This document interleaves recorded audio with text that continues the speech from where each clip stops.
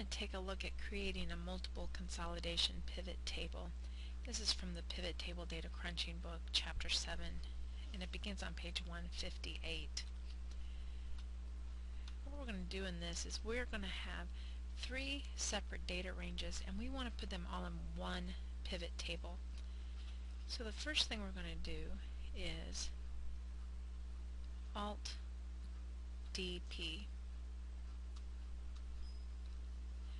And you'll see that you'll have a box that'll come up, and it's the Pivot Table and Pivot Chart Wizard. First thing we want to do is select Multiple Consolidation Ranges. Select Next. Then we're going to create our own page fields with this one. Next again.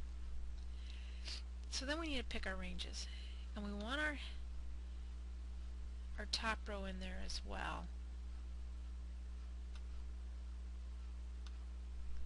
We're going to select our second range and then our third.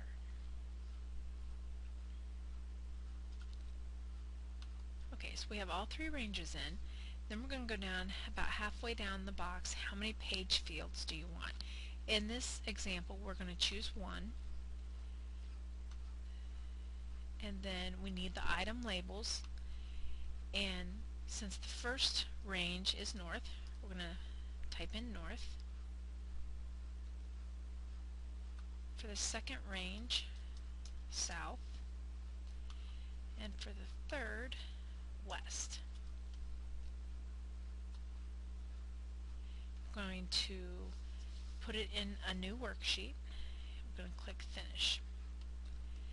Then you can see that we now have one pivot table, and it contains the data from all 3 ranges. So then we want to click on Count to Value, Value Field Setting. I'm going to change that to Sum rather than Count. Click OK. Then we're going to click on one of those numbers. We're going to right click, and we're going to go to Number Formatting.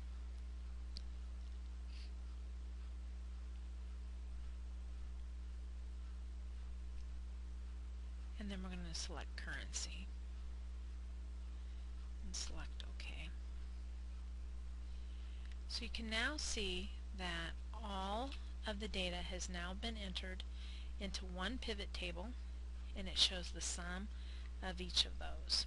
So that's how we're able to take multiple ranges and put them into one. Something else that you can do is this page 1 over here in Filters.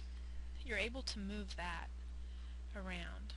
So we're going to move it to Rows, above Row, and now we're able to look at our regions